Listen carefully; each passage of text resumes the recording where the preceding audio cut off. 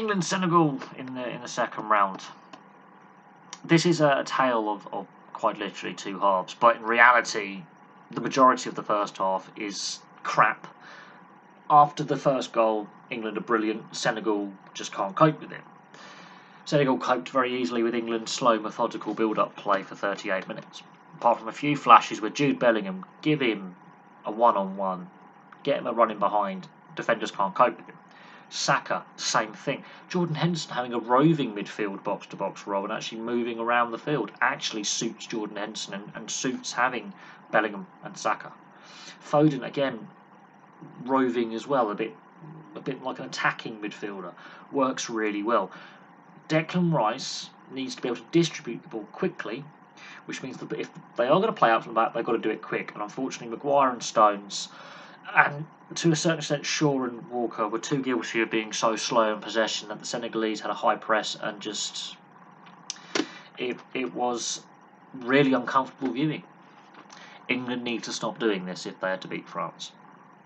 England play like that against France, they're hammered. They're getting battered. Just what England did against Iran and in the second half against Wales is the blueprint of how to play. The qualifier against Albania for this tournament, for that first 45 minutes, is the blueprint of how to play against a exuberant press, which, but a disjointed exuberant press is what Senegal actually had. But it was made easier for Senegal because England too slow in possession. So there's been flashes in the past, both in this tournament and in previous qualifying games, of how to do it. And unfortunately, England keeps slipping into this routine of, let's just play keep ball. But it's not at pace. It's done too slowly and too ploddingly. And I've got no faith in Maguire and Stones in possession. They may be very, very good centre-backs in the air. They may be very good tackling centre-backs. But they both have the turning circle of a barge. And they've got too many mistakes in them. Keep it simple, guys. Pass it, get rid of it positively. Let the midfield deal with it. Let the wingers deal with it. Don't linger in possession, guys. It's just frustrating to watch. And I've watched them at club level in the FA Cup and in the League Cup and in Champions League games and Europa League games. It is a disaster waiting to happen at this tournament. Should they play like that against France? And if they beat France, the semi-final. Hypothetically, obviously. However, suddenly, England score. And for a long period of that, England didn't look like scoring. Apart from a few flashes where Jude Bellingham and Saka, Foden roving, Henderson roving, obviously some crosses in. Edouard Mendy did not deal with them very well. The Senegalese backline did not deal with them very well. There is clearly issues with Senegal coping with England's pace. And in the wide area, shutting down crosses. They didn't look confident with each other. England did not exploit that enough because of the slow pace possession at the back. Okay, rant over. Now, Senegal had a very good chance because England was sloppy at the back, overplaying. And Pickford has pulled off a very, very good save to keep it 0-0. I think if that goes in, we're having a different conversation about how England just fell apart mentally. Because I do think the weakness in this England side is overplaying the possession football. Doesn't work. The 3 goals come from fast pace, passing and running moves. And the Henderson goal, yes, Harry Kane is involved in it because he drops that a little bit deeper, gets involved with Bellingham, Henderson. You would more expect Foden or Bellingham to be making, or maybe even Saka making that run. Maybe even Kane. But no, it's Jordan Henderson. In my opinion, the true leader of this team. He should be captain, not Kane. I've been saying that since before the 2018 World Cup.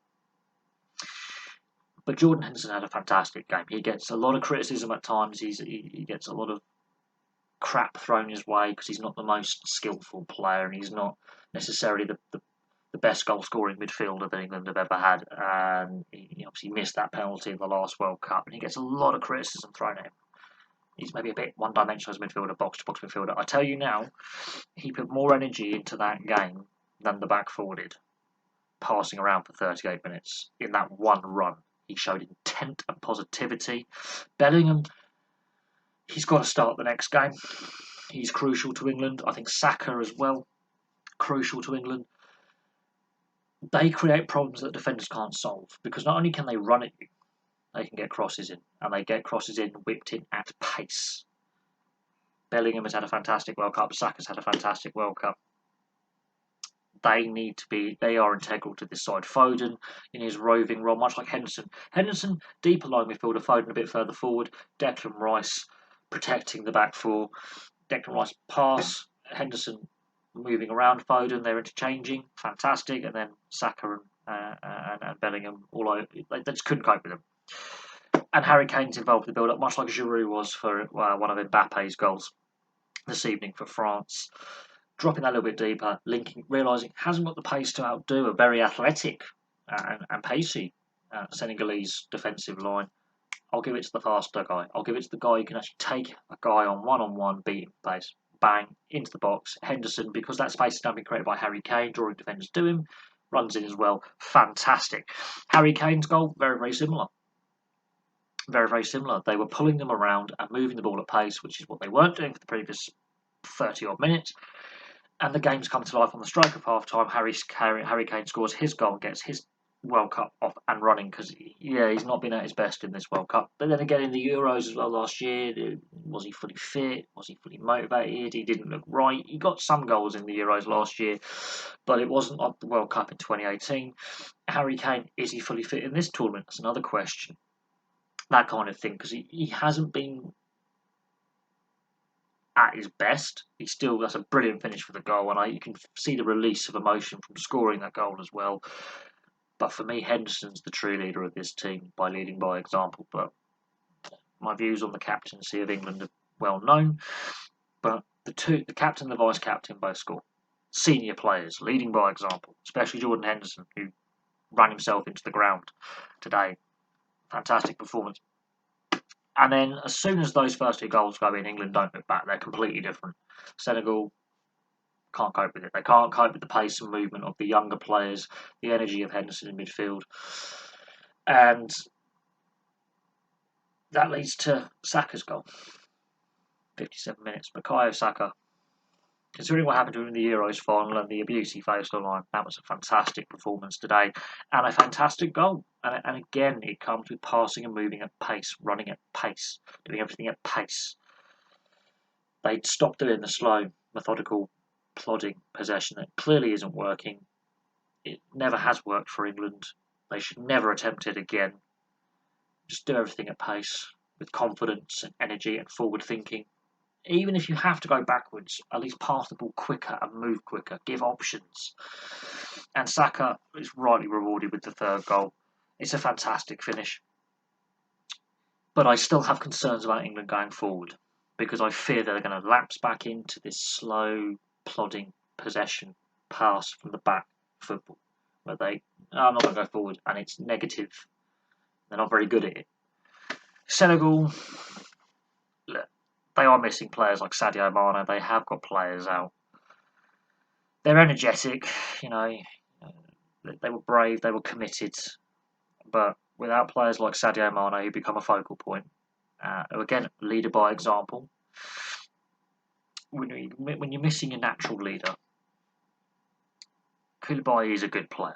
He's a solid player. He's also been leading by example. But you need other leaders as well. They didn't have enough of them. The back line, Edward Mendy has not had a good spell lately. He's a brilliant goalkeeper. There is no doubt on Mendy's ability in net. He's had a nervy World Cup, and England did have flashes of exploiting that in the first 38 minutes. But once they scored the goal, it was clear that there was going to be one winner in this one, especially when that second one went in. But still not fully sold on this England side. I think while we conceded the fewest goals, so we've got 3 consecutive clean sheets, we've scored the most goals in the group stage. I believe we've scored the most goals actually at the tournament, even more than Spain, which is fantastic. We've now broken our goal scoring record at a World Cup by a goal, so there's still more to come. This is the most goals we've ever scored at a World Cup, which surpasses 4 years ago, where we made the semi-final. So there are a lot of positive signs, but the concern for me is passing out from the back and defensive concentration. And even though Maguire and Stones individually, they're brilliant when they have a more senior centre back, but when they're together. There was a moment where the Senegalese players run through the middle of them, and it was a bit, hang on a second, and they're looking at each other going, what's going on? So the communication and the competency, because Maguire and Stones are best when they've got a senior centre-back partner. So when Stones first went to Man City, it was either Di Michaelis or Vincent Kompany, veteran leadership players. When Maguire was at Leicester, he had Wes Morgan alongside him.